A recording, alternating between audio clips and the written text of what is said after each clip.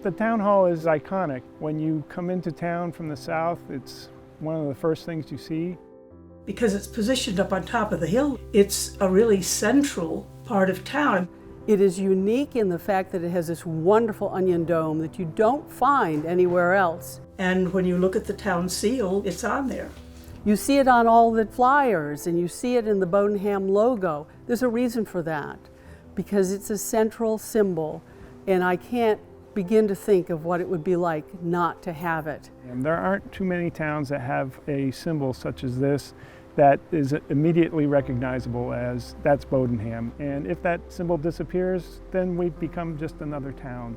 I think it's that important. I think it really never occurred to us that it would be endangered. Your town hall has seen a lot of evolution over time. It's in disrepair at this point, but it's also just a tremendous building. The town hall has been there for us for 200 years, and it now needs our love and attention. The town hall is the oldest town building that we have. It was built in 1823. We are so lucky as to have this little book, The Records of the Village Meeting House, Bowdoinham. It was the Union Church, or the Village Meeting House.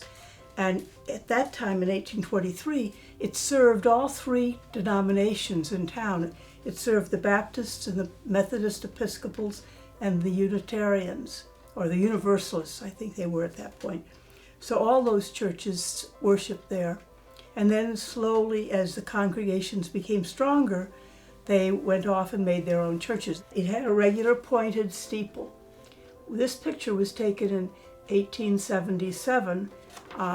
If I had all of it here, you'd see that there was a ship in the harbor in the front, and we know when she was launched, and we know that this was right before she was launched, so that was how we could date it. And by that time, the church was abandoned, and no one was using it, and in 1880, the town bought it and turned it into a town hall. They took down the steeple and replaced with the onion dome. I know at one point it was a gymnasium, as well as being a meeting place. The voting was there, and town meetings were there. Every Saturday night there was a contra dance. So it's had a lot of uses. It's the biggest meeting house or meeting place we have in town. It's a town gathering spot. People felt a sense of community being in the town hall. It just seems to draw people together and make them happy. What are your priorities? My priorities would be to keep some of the history alive to some extent, and that's a way to do it. The basics of this building are, tall walls on a granite foundation, and the roof system is a number of trusses.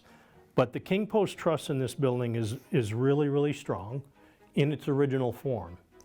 In your building now, there are issues with that truss that are a result of water infiltration and age and time and foundation settling. But its basic design is very sound.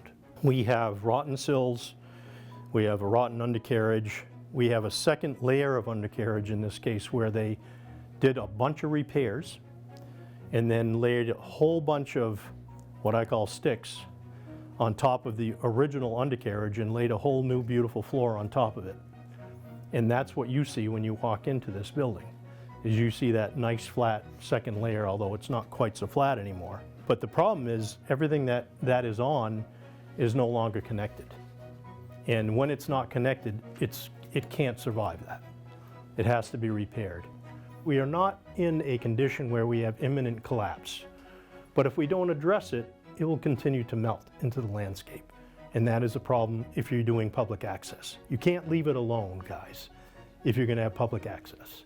We have to do something with this building. It's just a shame that it's gotten to this point. We need to pull together and do our best to fix this building and get it to a point where it can be used again and enjoyed by the town.